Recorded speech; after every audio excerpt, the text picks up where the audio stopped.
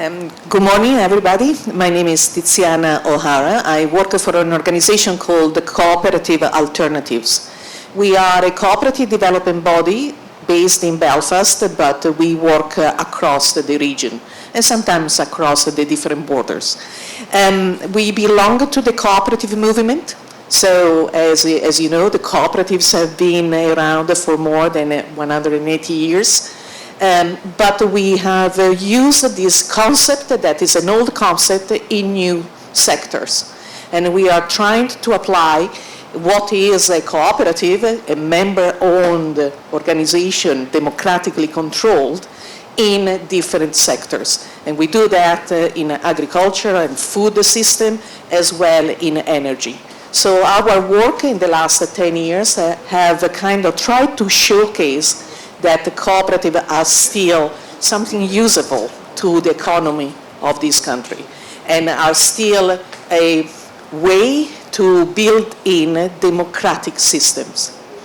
So in that respect, we wanted to prove the case in different sectors, but it became more and more relevant that the food system, agricultural farming are really one of the dominant one in which cooperative can have a resurgence in interest and really get into very much what does it mean to shorten the supply chains and create a space where consumers and producers meet without exploiting each other. That's the main point. Because in a cooperative, we will look at profit as a way that we can distribute that profit equitably among all the members. So in that respect, this is why we are here today, because some of our projects very much refer to retailing food or very much was about farming. And some of the names maybe are familiar to you. So we have a Carrick greengrocer here that they will talk about themselves, but we helped to set up. There are a couple of other shops, one in Lisbon called the Sonas Cooperative and one in Eglinton called the Ethical Way. They are all new shops cooperatively owned. We have also different type of farms around, and now they are cooperatively owned by the members. Jubilee Farm, that you will meet a member of Jubilee Farm around today, I hope, as well as Hollywood Co-Farming, and well, those two are the best examples that we have so far. But thank you very much, and looking forward to the discussion. Thank you. I'll go now to Lee.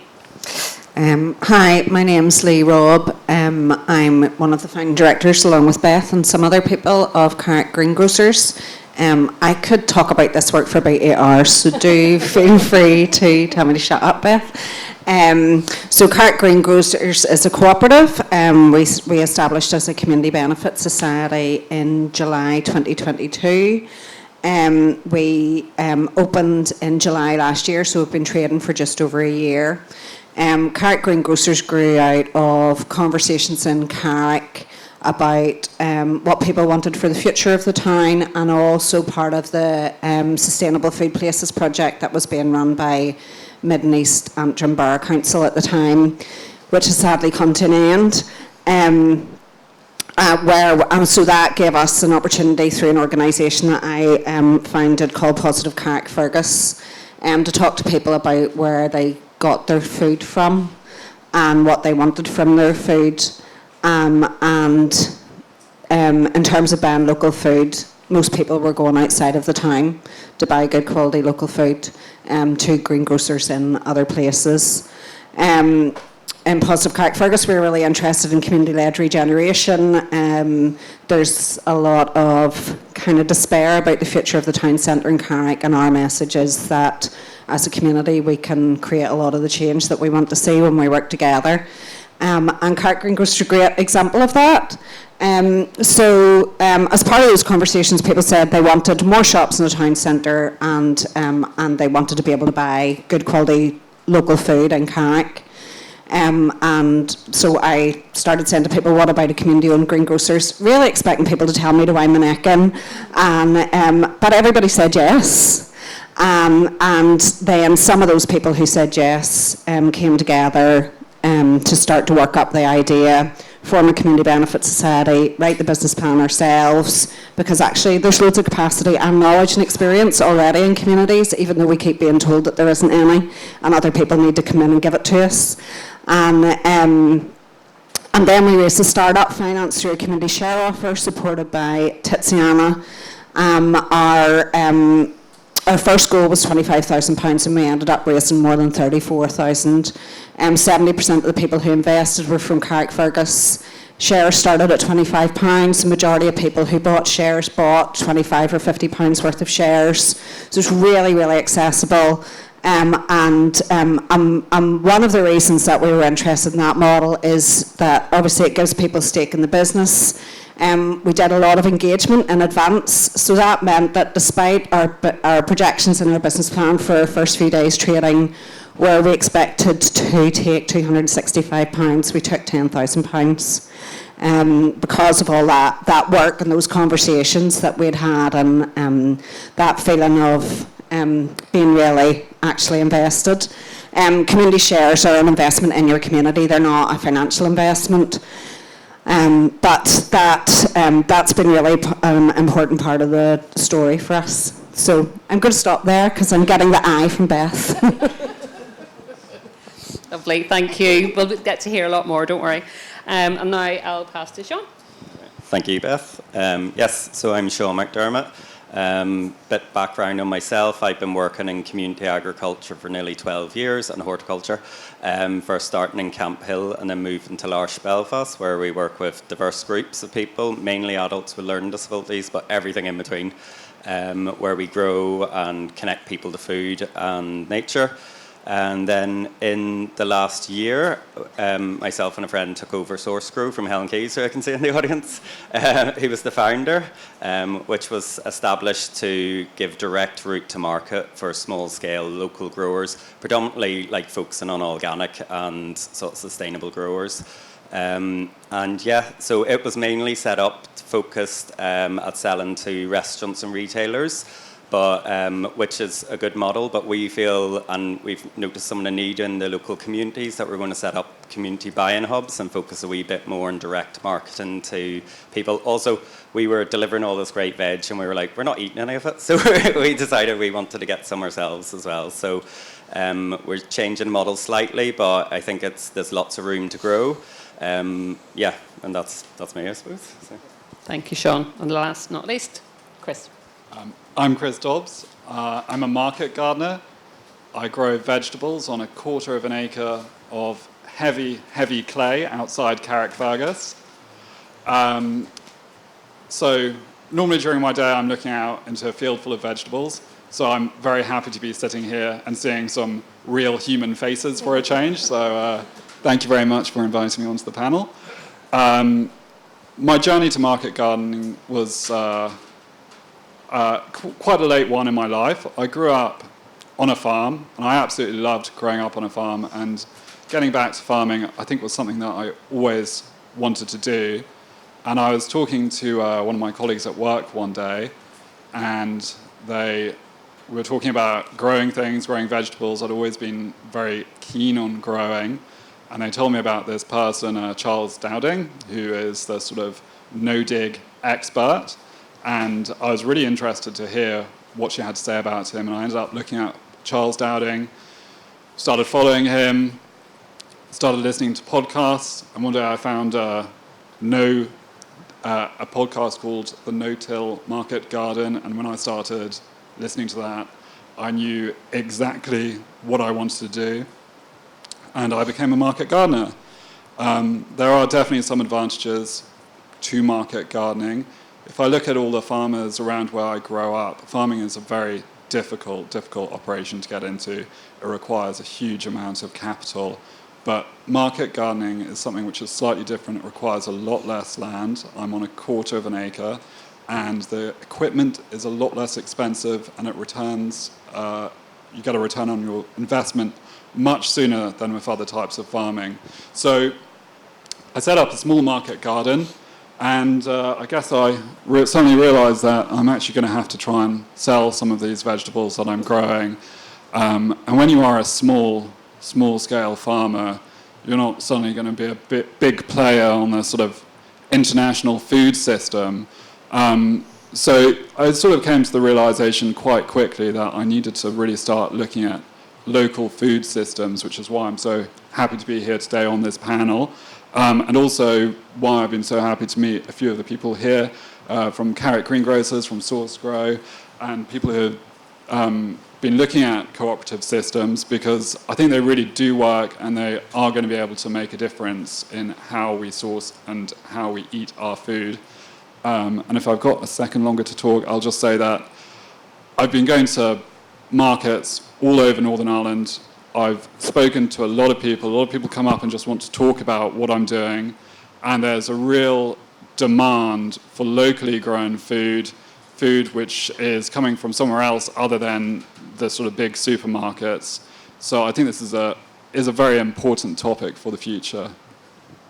Thank you, Chris, and thanks, everyone. Oh, Do we have to do that all over again? Don't worry. Okay, so jumping off from all of that, and as any one of us could talk about this stuff for hours, and with some of you here, we definitely have. So I'll come to Chris first. So as a society, as a system, what do we need to make local, nutrient-rich, and affordable food mainstream?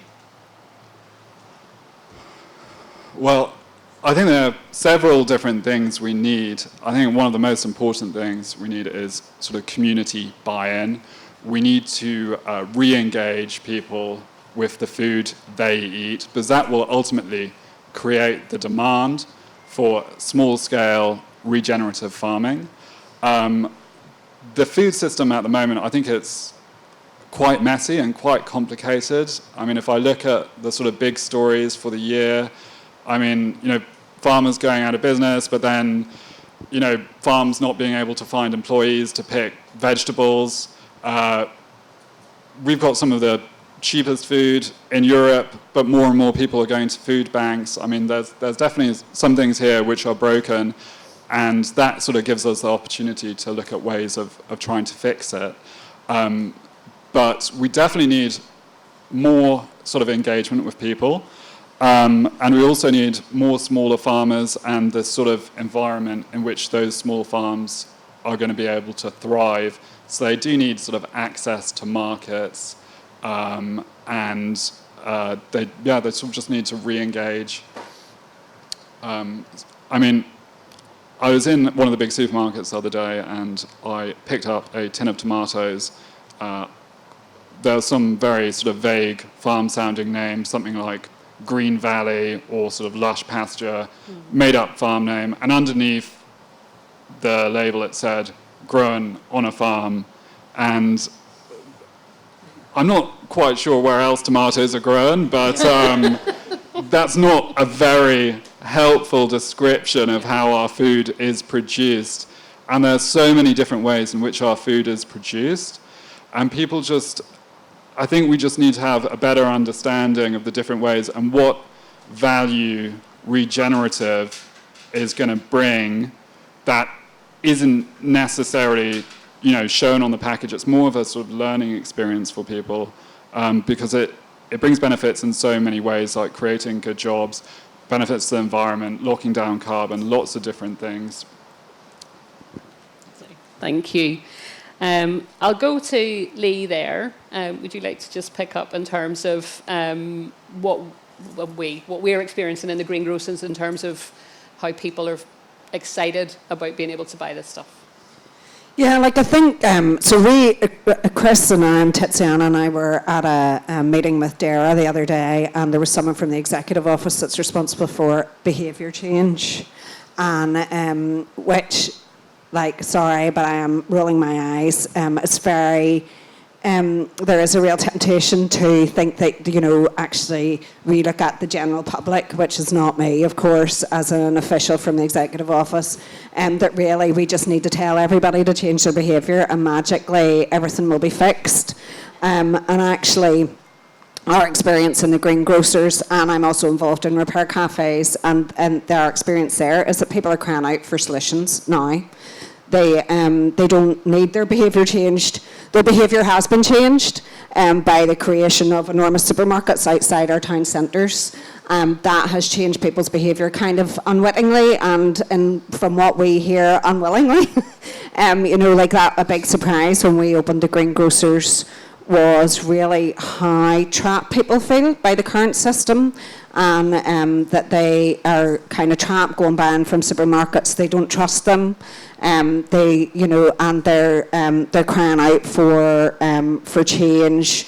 That like the relational way of being, which we really cultivate in the Greengrocers, actually gives you loads of data, if that's what you want to call it, about what people want from their food, what people want from their lives, what matters to them, and certainly the people who are coming through our door. And you don't need 100% of the population to create change. You need about 20%. Like, they're already there. So I would really like to see, as I say, we're talking to DAERA officials, and they're, people from climate change departments, and you're like, well, what are you doing? This stuff needs to be invested in now. It's already a bit too late.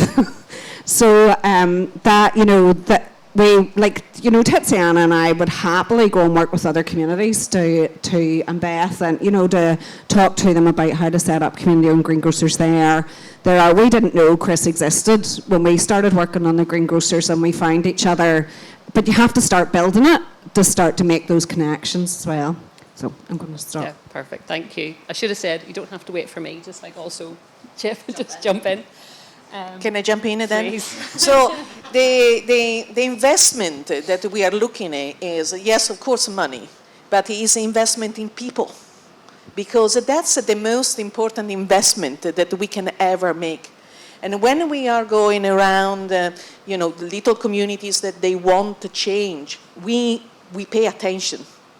That's the magic, probably, ingredient. We want the government to pay attention to what community already say. We want a big investor to pay attention to what community wants. We want us, a developer, to pay attention where the need is. And I think this is a disconnect that we have. We don't pay attention that the demands is changing. And clearly we saw it in Carrick-Fergus, that demand is changing. But we saw it also in Eglinton. We saw in Sonas. People want different system.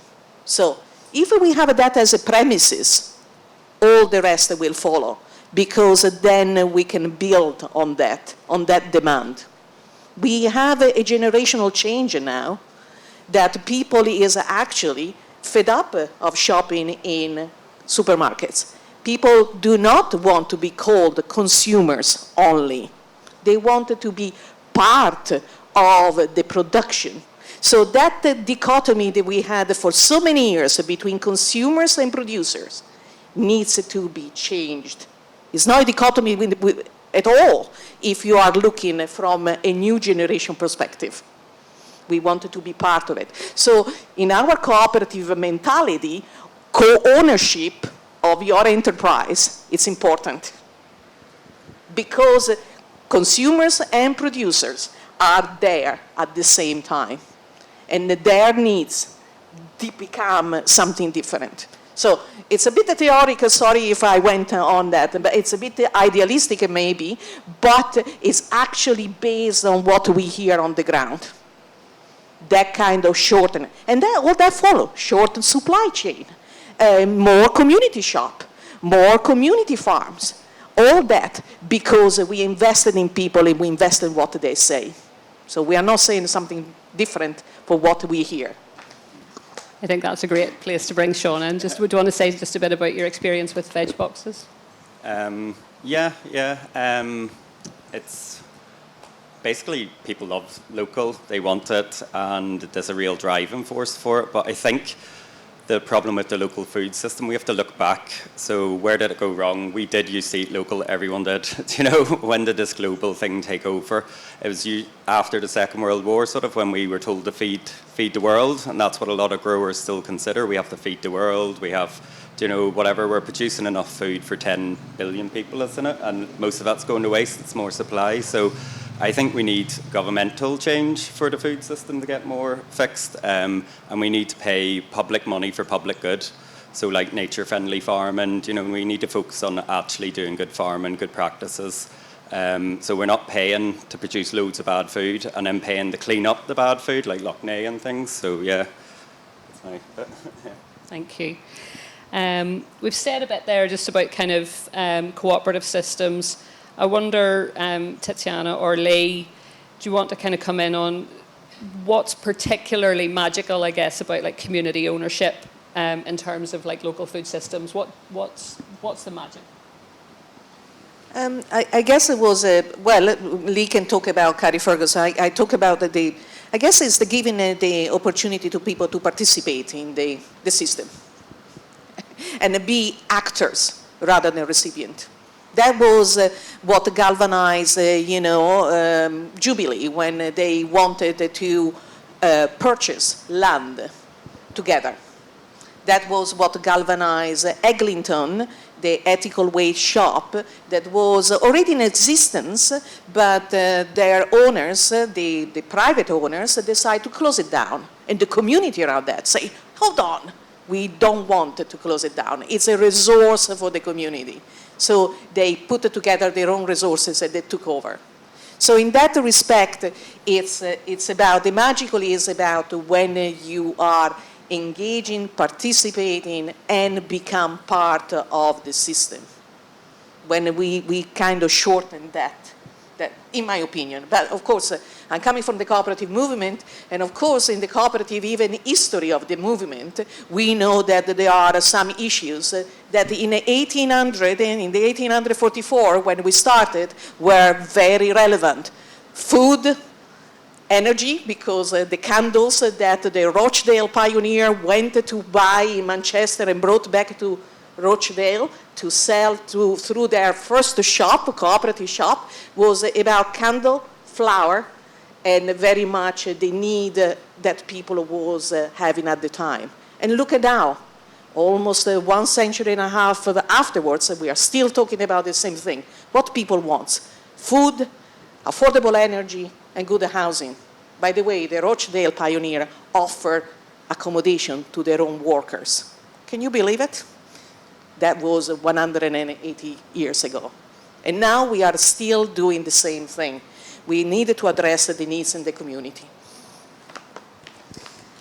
Yeah, I had an answer and I've lost it.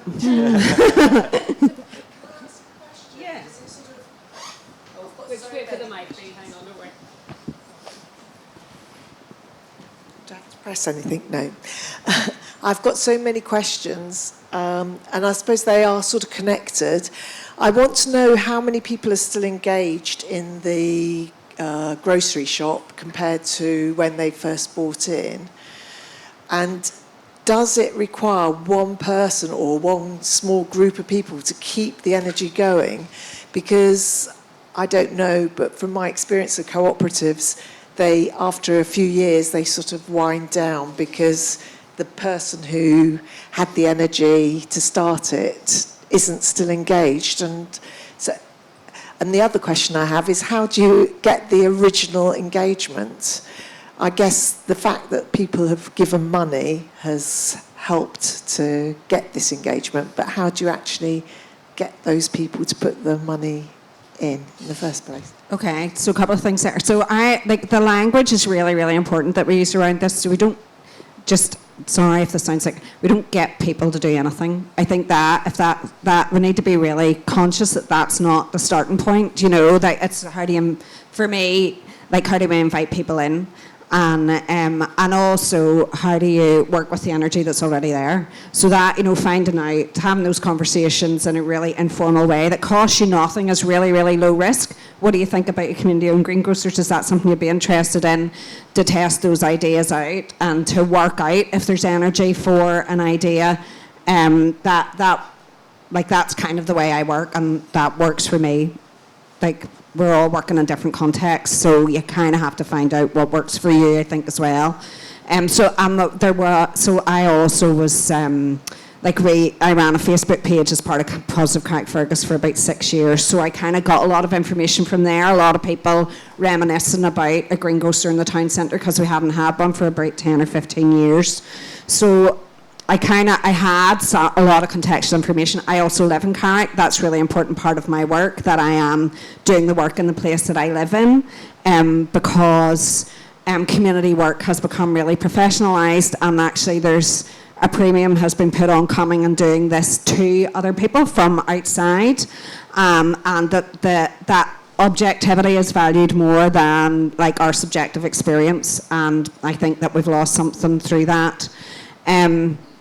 So, and also because of Positive Carrickfergus, we also had a way of communicating, and we'd done some stuff. We were already having those conversations with people, but like we have lots of networks and connections within our own communities as well, and they, I think, are really good. And you can see, like, you know, we're all connected here. Like, that's really purposeful. That's how we get stuff done, is like in relationship with other people who are also doing good stuff. So building those networks and connections and using those to create change, really important. And that for me is there's a lot of focus, particularly around climate action, on this binary. It's either big corporations need to change or we need to change our individual behaviour. And actually community in the middle is extremely powerful in my view. And there's so much opportunity here to come together as communities and create those changes. We have a lot of the resources that we need already. Not all of the resources, admittedly, but a lot of them are already there at our disposal when we put them together. So £25 becomes £34,000, for example, as a way of starting up the Greengrocers. So 434 shareholders. We had conversations. Then we did like a market research survey, and we got really quick responses to that. And then we organised a series of events when we opened our share offer to talk to people about what community shares were. Like, this is in Carrickfergus. Nobody had ever done a community share offer before, and I think lots of people would not have expected it to work because of the particular reputation that Carrick has. So, and those people are still engaged. We're about to have our first AGM this month, and they come and shop. We have a board, that have members who do the strategy and quite a lot of the operations as well, and it's really hard work. We're not saying this is simple, but we're trying to change things. It's not just a shop. We're trying to create change in our town centre, in the local food system, in the local economy, in terms of our relationships with each other as a community, because Carrick is quite fragmented. So there's plenty of work to do, and that's it's tiring and it's wonderful and fulfilling. And I think the other thing with doing it in community, the current system thrives on people feeling powerless. So this is a real opportunity to say we all have power, and when we put it together, we can create those changes. And inviting people into that is a surprise to people, but that's like really good energy that you can work with as well. Can I just say one thing, completely echo what Lee said, but look in this way. Why Cooperative fails? Because they stop engaging with the members. Not the other way around. Why the members don't come to the cooperative? It's the cooperative that needs to drive that engagement constantly with the members. So, instead of the one person, of course. And it needs to be renewal. So a board that is at the beginning, the board that set up the cooperative may not be the same board that actually grow the business, because you need maybe different skills. But that skills you find in your membership if you ask, if you get the engagement, if you keep engaged. So it's an active force. It's not that engagement comes first and the cooperative comes second. It's actually the cooperative needs to actively engage. The legwork needs to be done constantly. Cooperative fails because they do not answer the needs of their members. Yeah, I might add something to that as well, just in answer to your question. I reckon the sort of ecosystem in which small farms thrive is very similar to the ecosystem in which cooperatives can do well and can thrive. I've worked on a few cooperatives. I've seen different cooperatives in different stages, some doing well, some starting to fail. And I reckon, Tiziana was saying, engagement is definitely one of the things. You need people engaged with their food. You also need a culture around food as well. It can't just be, what is the cheapest I can buy these onions for? People need to see the value in their food. And I think actually here in Northern Ireland, we're not so detached from our farms and from our land. A lot of people I talked to at markets, they did grow up on a farm, or they had an aunt or an uncle who lived on a farm, and they still value, the taste of those very fine peas when they're just starting to swell up, and they've got that amazing sweetness, which honestly you can't find anywhere else, and you can't find that in a supermarket. You have to grow it locally and produce it locally, and it's that kind of food which is going to help engage people. And of course, both small farms and cooperatives, they need investment and they need support, from the government, from non-governmental organisations also. Thank you. We've got about 10 more minutes, so I want to get another couple of questions if there are any. So is there any? Oh yeah, just wait for the mic. Thank you. Hello, thank you. I actually have two questions, if that's okay. One is, and this is not in the frame of Tesco's or Sainsbury's, but how do you scale up community farms? How do you create community across, say, as an area, Northern Ireland? How do you get all those connections that everybody's kind of buying locally without becoming necessarily Tesco's or Sainsbury's, or everybody continuing to look for the cheapest option? Could you repeat that second one, please? Sorry. So essentially, how do you scale up this cooperatives, community farming, without becoming Tesco's or Sainsbury's, without ending up, creating the same situation where people just want the cheapest one from whichever cooperative is offering the cheapest price? How do you kind of maintain that sort of thing? Does that make sense? Okay. Well, I can answer your question, the first part of your question that I understood better than the second part, if you don't mind. Let us see. How do we create community farms? We did an experiment for 2 years. We have invested in 10 groups that were either community groups or owners of a farm. So we opened the application to all of them, and we invested some time, resources, and money in helping them to understand why community farms could have been a way forward for their own model. And out of that group, 10 groups, we let them the freedom to decide which way they wanted to develop their business. But it was important for us that they had the community as part of their model. And out of that 10, 9 survived. And we have now a variety of case studies that can show you how these community farms developed. So we started with some of already existing community, we started with some already existing farmers, and we give them the resource to really think about how to engage, participate, develop their own farm. And if you wanted to have a great example, you are sitting just next to Declan, that is over there with the hat, and it was one of the farms that decided, it's an owner of the farm, and Declan decided to open up their farms, changing their business model, but most of all, the change was involving more people around them. So there is a nice, kind of, if you're interested, okay, a nice report that we done after those, but I have to say, I'm always very bad in thinking about what related to what the other people actually say. Money is important. We had £100,000 over 2 years to invest from the COP Foundation. This project was funded by the COP Foundation, and a quarter of that money went directly to the people involved. So in that respect, you definitely need the resources. So I add on that this kind of, how do you do community farms? You also need some resources and some people that are willing to create these new structures where enterprise meets community, meets land.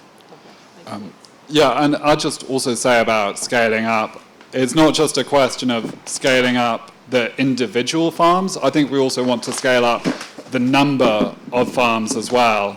I mean, I can pretty much sell everything that I grow within 8 miles of my farm, possibly even less than that. And I know that there's also a huge amount of produce being bought from supermarkets within that 8 miles, because we've got, you know, a Tesco, a Sainsbury's, an M&S, and a Lidl, and several Spars. So there's a huge amount of produce being sold. So there is a huge amount of sales which small farms could potentially capture. So I think really getting more community organisations and farms off the ground is part of scaling up. It's not just making one particular farm or organisation bigger. Of course, that can be important as well. Yeah, so that's sort of where Source Grow, we're trying to come in between, especially the buying hubs and things. So we're like, not all farmers have the time to sell direct to market and vice versa. So we're sort of like, that's what the buying hubs are being set up to connect people to their local food system. It's also then connecting people to the story of where their food come and then giving them the value to their food, you know, so people don't mind paying an extra 20 pence for the carrots or whatever, because they know what's going back in. And then I think the Land Workers Alliance done a great study, and for every pound spent locally, did it bring £3 back round Barry? Was that what it was? Yeah. So, and they have a great mapping module of how the smaller scale growing system could work. So, yeah. We could maybe sneak one last question in if there's another one. Yeah, 1 second. Thanks, Patrick. I had just a question about getting the food to the customer and the role of markets, farmers markets, veg box schemes, and any other, obviously having a retail space for people to go to buy, but just maybe people could comment on their journeys of how they're getting their food to people.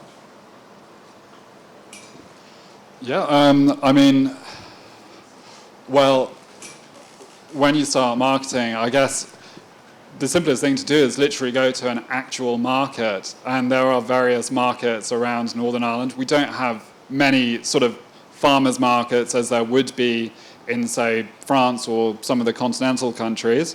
But if you start taking produce to a local market, you will start talking to people and working out what the demand is for local produce and what people want to buy, what they're interested in, what they can't get anywhere else. And in terms of going from there, I mean, we've got fantastic tools now in terms of social media, so we can connect with customers online. Facebook, Instagram are all great places. There are also options to market yourselves very locally. You can sort of create adverts on Facebook, set your sort of radius to sort of 8 miles, select your customers, and sort of off you go. Yeah, so where Source Grow was mainly working more behind the scenes, so restaurants and retailers sort of thing. So it was more, we would go out and search for the businesses and approach them and talk to them in that sense. But for the food buying hubs, one of the things that we're trying to implement is maybe compete with the weekly shop, because we get a lot of people saying, you know, the sort of faff of ordering a veg box or going to a farmer's market doesn't always work for them. Convenience is key in some people's lives, but I think there's also a lot of people who don't mind paying for good local food if it is, and I suppose if a veg box or that's an add-on to your weekly allowance, whereas if it's your main weekly shop, it becomes more mainstream and set in. So yeah, that's sort of with us. Can I just add sort of one last thing? I had a really good analogy the other day of how sort of our food market actually works, and if you imagine it's shaped something like an hourglass. And at the top, you've got this broad area, which is all of the farmers, so there are hundreds and thousands of farmers. In the middle, you've got this very tight choke point, and that's our big supermarkets, 5 or 6 big supermarkets. And then at the bottom, you've got the customers, so there's millions of those at the bottom. And it's quite an unhealthy system to have that choke point in the middle, because they effectively control the relationship between thousands of farmers and millions of customers. So it's really important that we question that way of doing business, and also try and change it, try and come up with alternative solutions, and just see which ones work. Lovely. Can I final? How the public money can play a role? Look at some example in Wales where the government has facilitated the selling of food of local growers into schools by paying a wholesale kind of prices and make it the food more affordable for the schools. So and maintaining a good and sustaining the farmer. There are some studies there from the Land Worker Alliance, that Barry, your guy, is over there, that he can talk about it. Very interesting. So public money also can make a difference in that. Lovely. I just talk just very briefly. My God!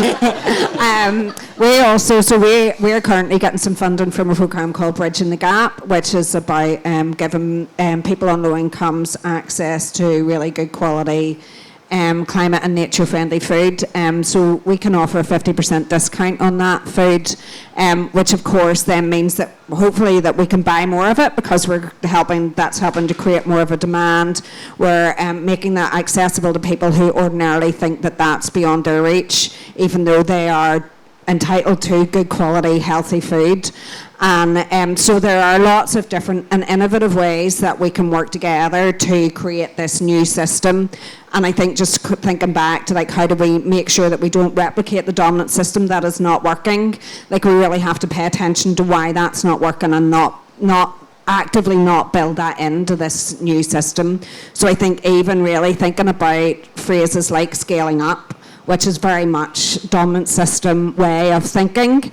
And so, with the Repair Cafe, we have grown that in Belfast. I know it's not food, but when we're thinking about, we go into new communities and work with the relationships and the networks that exist in communities and grow new repair cafes out of that. And that's what I would like to say. We're not interested as Carrick Greengrocers in running greengrocers all over Northern Ireland. We're interested in working with people in their own communities who can build relationships with local growers and the people who live there to help those places thrive and those businesses thrive. And in terms of community business, in England, Part of Change had a huge amount of money to invest in community businesses. We don't have that here in Northern Ireland either. So really need to be pressuring policymakers and politicians to be thinking differently about how to create this much healthier food system. Brilliant. I'm going to stop everybody there.